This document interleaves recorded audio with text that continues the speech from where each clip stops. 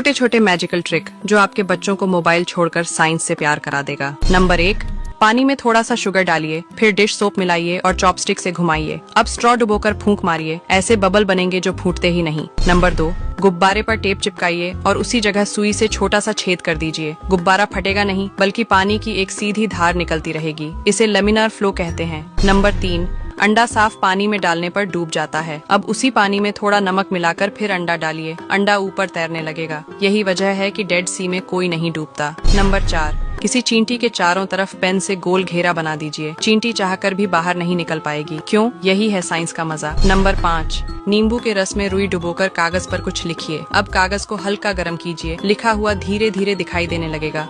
इसे invisible ink कहते हैं। नंबर 6, अगर कटोरे के नीचे कील से छेद करें तो वो टूट जाता है, लेकिन अगर कटोरे को पानी में डालकर छेद करें तो बिल्कुल साफ गोल छेद बन जाता है। ये पानी की कुशनिंग फोर्स है।